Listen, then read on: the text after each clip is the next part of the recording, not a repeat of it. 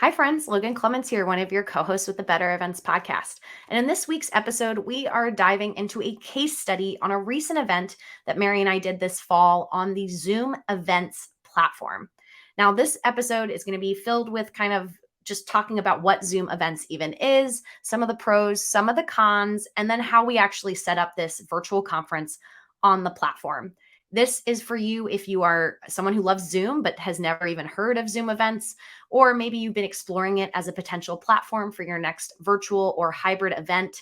It is something that Mary and I had a lot of fun learning about, and I think really falls in line with the values of this podcast, where we like to share our experiences and help inform your future event decisions as an event host or an event planner, so we can all create and host a better events. But before we jump into it, I do want to remind you, if you are enjoying what you're hearing, please consider leaving us a review wherever you listen to podcasts. If you're listening right on Spotify right now, you can just give us that 5-star rating.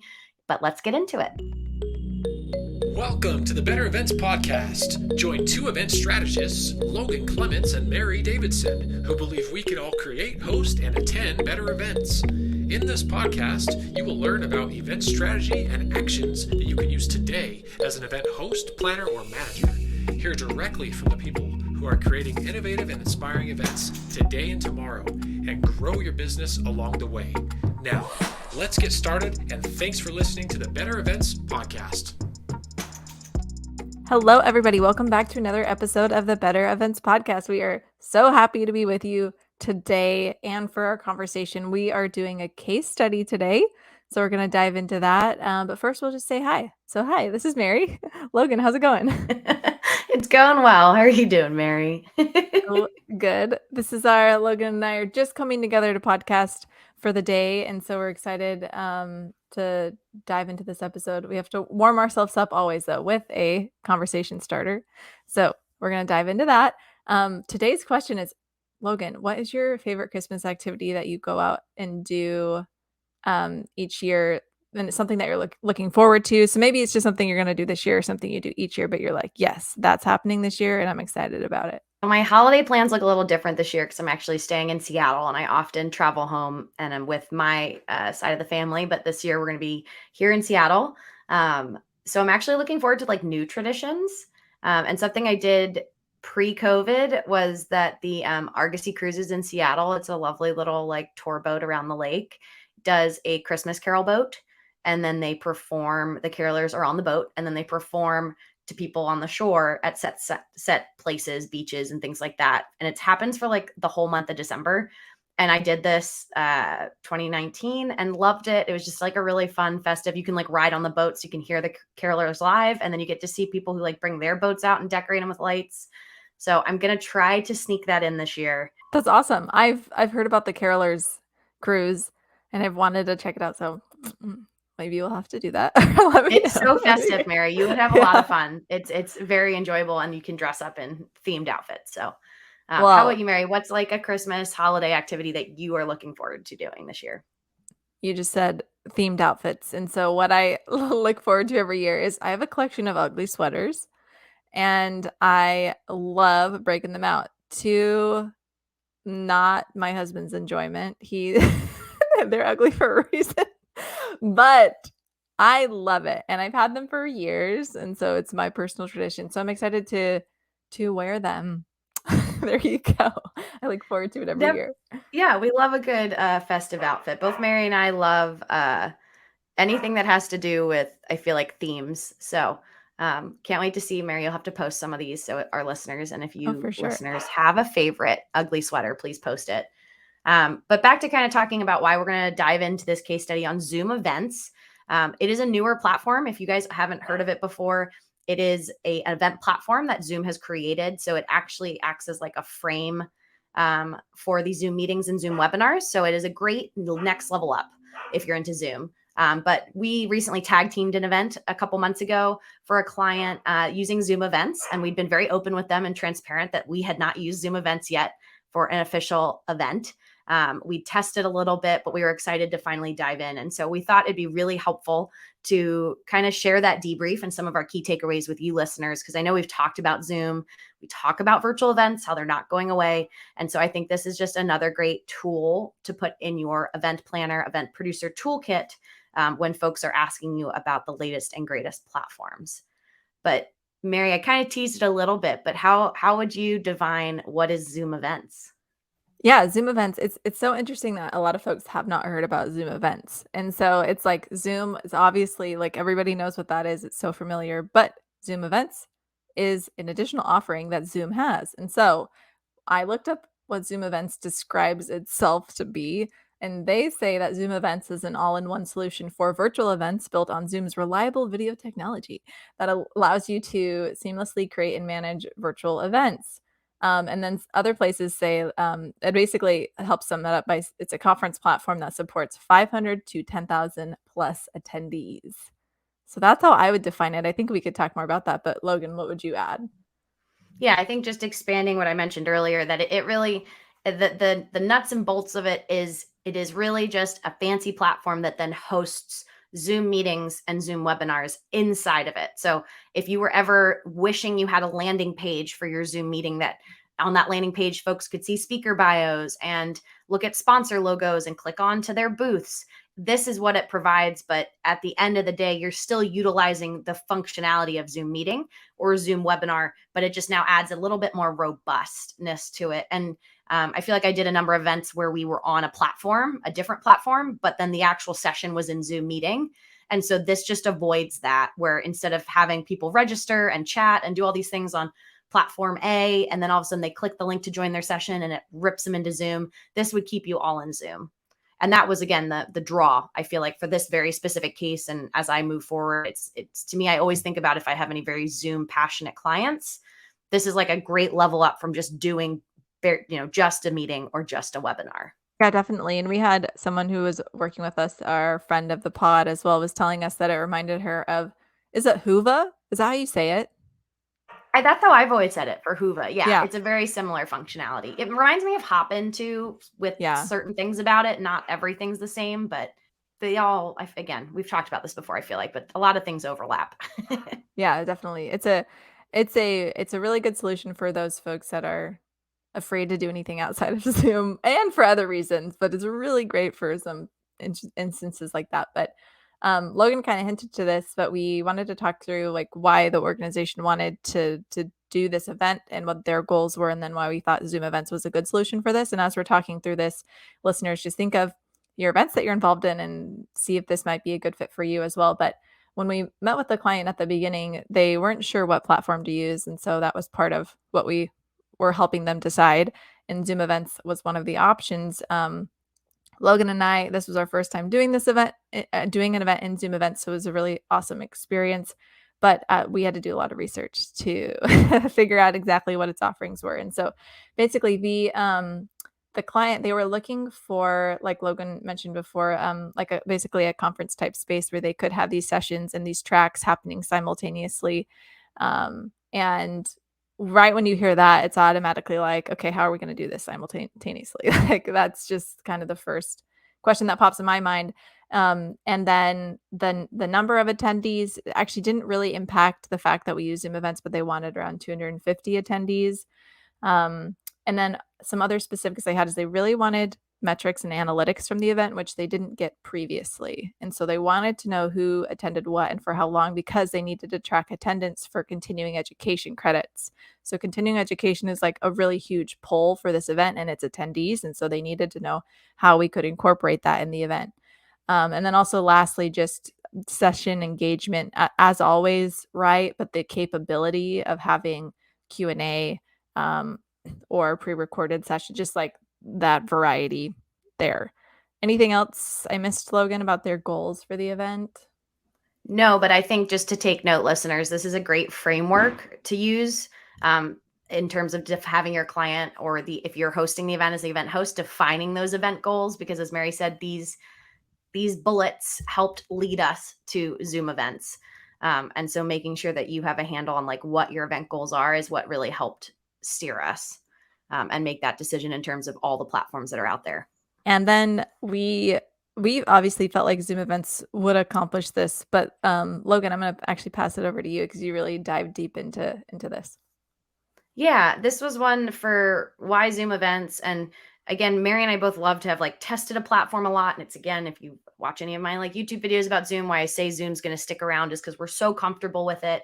We've all used it a lot. It really has been stress tested.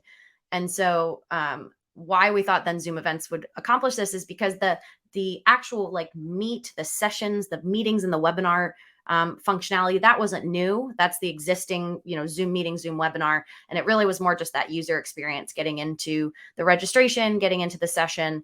And so I feel like when we were doing our research, it really ticked all of those goals. And one of the big ones, Mary, it was also because it was very cost effective. I felt like for wanting only 250 people, but wanting the functionality of having, like you mentioned, concurrent sessions and having like an expo hall sponsor area that people could control their own destiny to go and click into booths. A lot of other platforms that we looked at were at a much higher price point. Like their minimums just made it not really make sense. And I can't remember if we mentioned already, but this was a nonprofit client. So this is just one where budget really matters in ways that I know some of our for-profit clients don't care as much. And so that really helped that it was such a low investment. And then it was accessibility was also a big, not necessarily a goal of this event, but a value of our client, and making sure that all the sessions were very accessible and easy to access for their attendees. And that was another one that by keeping it familiar, they did Zoom meetings and Zoom webinars throughout the year for other sessions. They've used it the year prior, but on like a custom built website that embedded the links. So we kind of felt like Zoom events was the next evolution to keep a lot of things similar while also doing it a little bit different by using this new platform. But we also did go into it eyes wide open because Mary and I have learned a lot through Zoom because of having to just do it and learn what it can and cannot do. And that was something that I know made me nervous with Zoom events, was that we had not done an event of this size on the platform, and it was so new.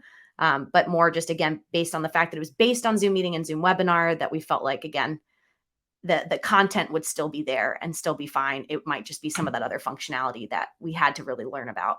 Yeah, and to learn, I wanted to call out just one amazing resource for anybody who's listening, and we'll link this in the show notes. But there's an amazing Facebook group that we joined, and I can't even remember how we how we heard about it in the first place. But it's called Zoom Event Pros, and it's hosted by an event professional named Denise. Denise, you're amazing.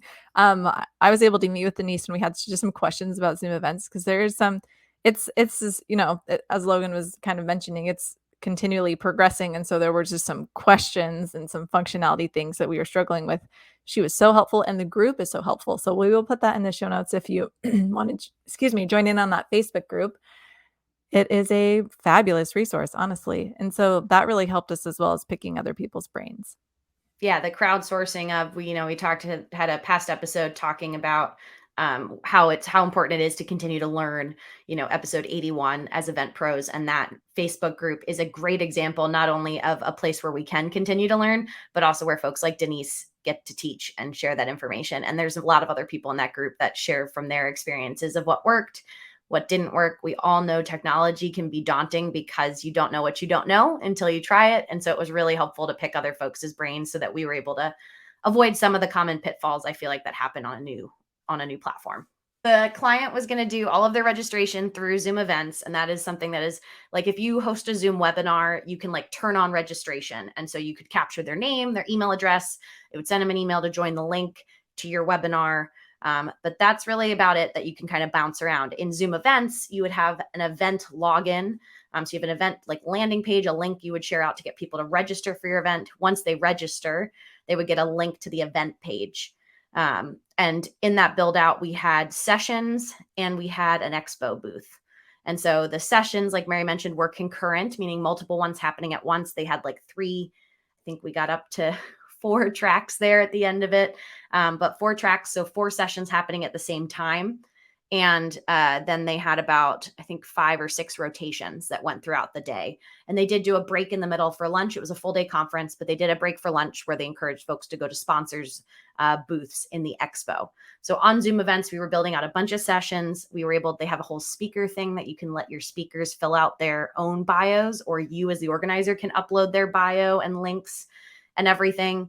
So we were putting in sessions. And at the time, as many organizers know, that you guys might be smiling as you listen to this, a lot of it is TBD until a couple weeks before the event. So when we did the initial Zoom event build out, we really just kind of did placeholders so that we could show our client what things looked like, kind of what the look and feel was for the event platform and the expo booth. And I will actually back up a little bit. So one of the things with Zoom events is you have an option as the planner or the producer that you either purchase the Zoom events and then it is attached to your Zoom login, or you could have your client do that and it's attached to their Zoom login. But you and your client do not both need to have and pay for Zoom events. And so the tactic we took is our client paid for Zoom events and linked it to their Zoom account and then shared that login with Mary and I. So we were able to log in as that person and play around with all of this. It's a little bit different than other events websites that let you like list yourself as an organizer and then you can still log in from your own personal login. But this was like the most cost-effective way. And they were Zoom events, did make Mary and I organizers, but we didn't have the same functionality is what I remember. So there was a lot of help of being able to log into the actual host account and create all of those sessions and upload all those sponsor logos. So Zoom would have like an event lobby. That's where I compare it to Hopin. So it has like a landing page with a lobby chat that you can turn on or off as the organizer. And that's just like welcoming people where they can go. Then you can look at the agenda and then they just have little tabs on the menu for speakers, sessions, expo. And I think a couple things are customizable there if you wanted to add more, but we kind of tag teamed it with our clients since they were the lead on reaching out to speakers. And we were very much the production on the back end of once the speakers confirmed.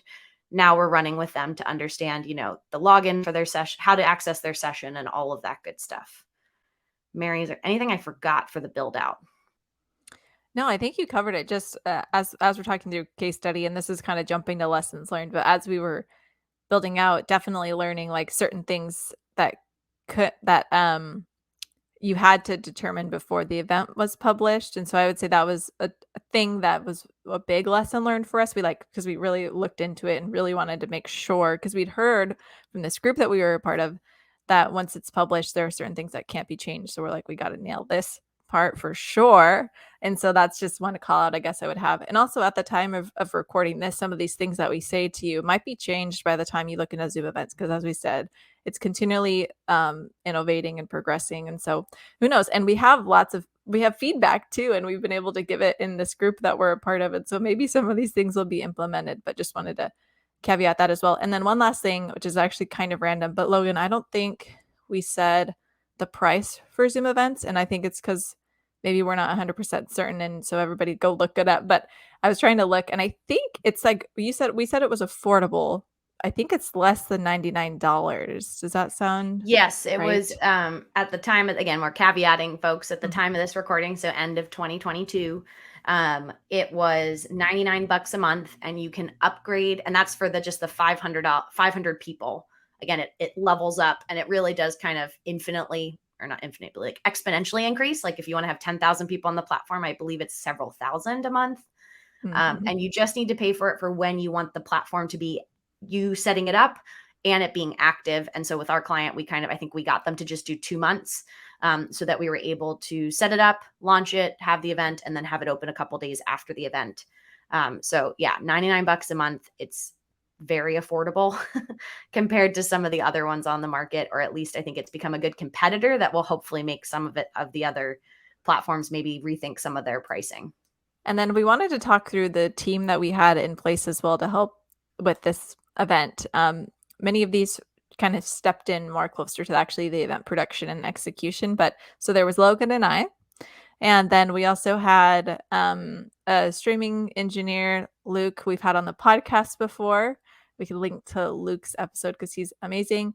And then we also brought on 2 producers who basically, like Logan, Luke, and these 2 producers each took a track. And so that's kind of how we divided it up. And I was kind of floating, more so helping where needed, which was so useful. And I'm sure we'll talk more about this, but it was great to have somebody available to help when needed, because there's always going to be a need. Something will always happen. And so that was awesome. But yeah, that was our team. Anything else to add, Logan, about our team structure? Yeah, I think this is something, and it's something I've implemented across some other events I'm working on, is keeping the core team that works on it in the lead up to the event smaller. So it was really just Mary and I driving this. And then, like, the week of the event or 2 weeks before the event, really bringing on these day of people. I think this is also because Mary and I are getting better with boundary setting for what we ask of other people, but it also is less people to coordinate. It's just Mary and I coordinating amongst ourselves. But yeah, our team of 5 was very mighty, but up to four things happening at once. So we wanted 4 producers. And one of our feedback, again, we'll kind of start. I think we should just sprinkle it in, Mary, because it's relevant right now. But one of our things of feedback for next year or future events or anytime you're doing concurrent was how clutch Mary's role as the floater was, because there were times where somebody had a technical challenge or things weren't working or a session was running late, and there was only about 10 minutes of transition time between sessions. And so our producer would need to wrap up their session, and then they would have 10 minutes, if everything is on time, to log on to the new link or click their new link to join their next session, tech check their speaker, and get ready to open doors. And that was a really tight window, especially if your current speaker is going 3 minutes over. Now that window is only 7 minutes. And so this was really helpful having that extra person. But if the client had bigger budget, or if this was a big priority for them, another suggestion would be to have even more people on our team.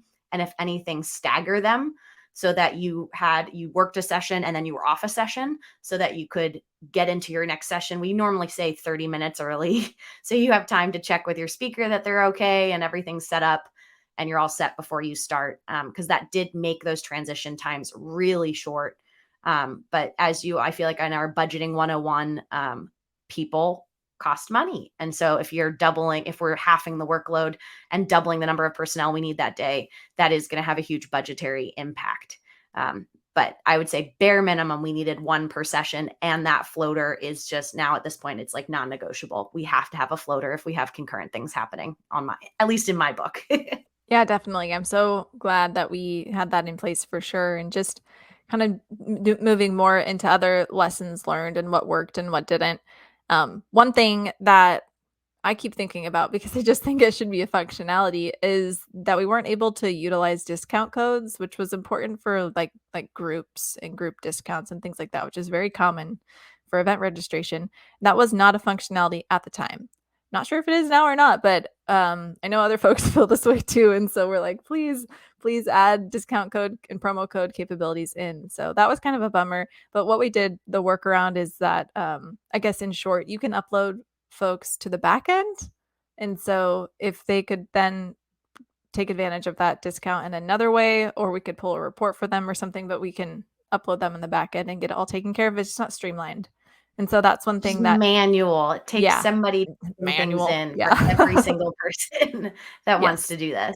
So yeah, that was one. And like Eventbrite, if you're familiar with that as an like it's so easy just to give someone a promo code. Like we're near University of Washington, like Huskies. And that would then unlock a secret ticket that person could see. And it was at a discounted price. Zoom Events does not have that. They do let you make different tickets and set different deadlines. So like doing early bird pricing, which we did take advantage of with this event, you can definitely do. The hard part is, like Mary said, those promo codes, those get group codes, anything that you didn't want everyone to be able to see, they did not have a like automatic solution for that. So that just took up a little bit of time in our pre-planning process. What other lessons learned? I mean, I think our biggest one was the expo in Zoom events. Again, our role on this was really much, very much helping with the platform selection process.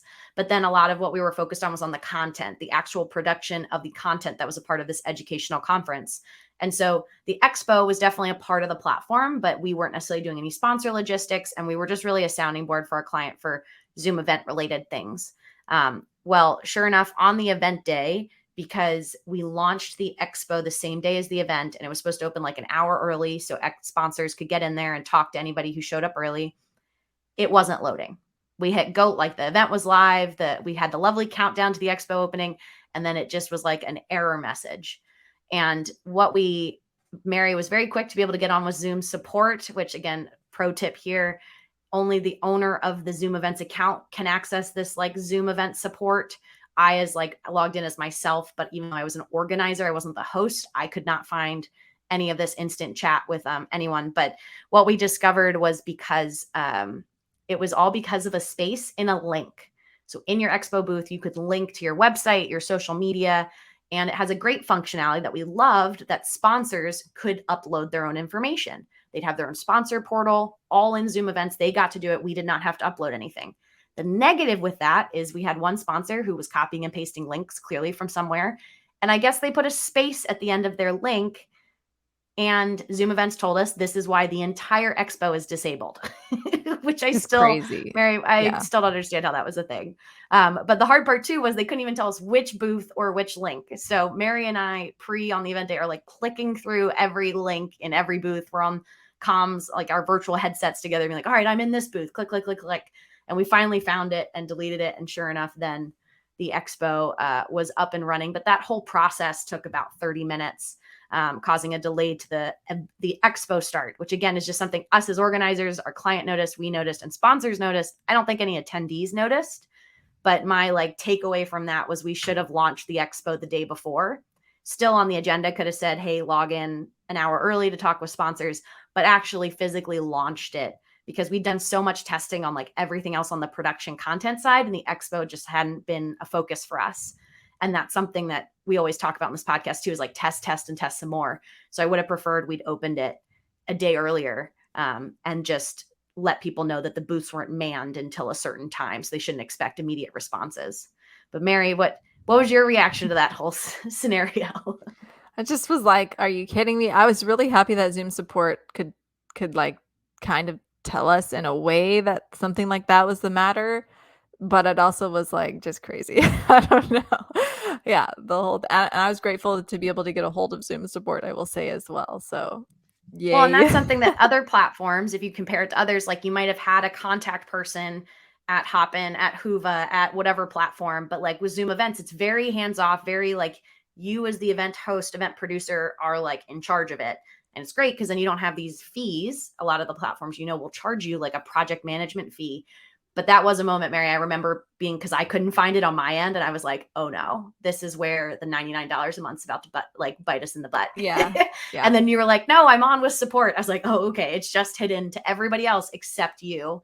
So again, another pro tip, if you're using Zoom events, making sure you have the host login. For sure. If you're the one running the tech side of the event, because that was incredibly clutch and would have delayed us even more if we were still searching for that information. Yeah. And a couple other random tips I was just thinking through. This is hopefully, continuing to be helpful for you if you all do Zoom events. But actually, this is for maybe any virtual event. Just a reminder to have producers have the attendee view open as well, maybe on a different device or something like that. It is so helpful in producing. I love to personally do that, to see from the attendee perspective what I am doing, how I'm sharing, things are working. Super helpful. So that's just a reminder, if your producers can have two devices to do that, it's going to be great. And then also Zoom events sends a calendar invite out to speakers when they're listed as speakers and then linked to a session. Zoom events will notify them that they are a speaker and they will send them a calendar invite associated with their speaking time. However, the link that was actually sent was for the whole event day. But I've learned, Logan, since then, I think they've actually changed it right after our event. Yeah. They've sent an update because at the time it was just for the whole event day too. The calendar invite was like a hold for the whole, however long the entire event is. But yes, I did see that as well, Mary. There was an update that it is specifically for that session, because I ended up manually doing that for my speakers, because I was like, no, you're not needed from 8 a.m. to 4. You're needed from 12:30 to 2. So yeah, the more that Zoom is doing that is definitely a bonus. One of the other functionalities at Zoom events, so back to the earlier part, so this was concurrent. It let you do, the cool part with Zoom events is it does let you as one host. So like our client had one Zoom account, they could host as many like concurrent sessions, I think up to like 10 or something. We weren't hitting the limit at one time with one Zoom account. So again, before Zoom events, you would need a separate Zoom account for every single concurrent session. And so that was a cool functionality. And then everything was either webinar or Zoom meeting. So you couldn't do anything as like a Vimeo live or a YouTube live. Zoom events does not work with any of that. You're stuck with Zoom event, Zoom meeting, or Zoom webinar. And so one of the things we had pre-recorded sessions. And at the time of this recording, Zoom did not have a functionality to like schedule a video to play at a certain time like it's live. And so this is where we used Luke, my brother, the streaming engineer, as Mary mentioned, because he has OBS and other software that allows him to play videos and content as his own Zoom square. So he was in a Zoom meeting and was able then to share that video and audio like as his regular Zoom window, not sharing screen. So it comes through at a higher resolution. And then it was specifically a meeting because it was pre-recorded, but the educational requirements for this client was that there had to be a live element. So then we did breakouts with attendees. And for every other session, though, where it was just a speaker talking or a panel, we utilized the webinar feature because there was no reason for why we needed attendees on screen. And it was more just a kind of a one-way learning experience with the chat and the Q&A, but we didn't really need anyone on screen to be unmuting. And so this is something like we always talk about, so I don't know if it's a pro tip for Zoom events, Mary, but just in general, like thinking through why you're using one or the other. And if you have a client who wants a third option, maybe Zoom events isn't right for you. But for this purpose and this event, and I will say, I think if you're trying to do an educational conference, Zoom event checks a lot of those boxes. It's a great feature and very seamless. Another confusing part, though, was Zoom events will have one link for the entire event.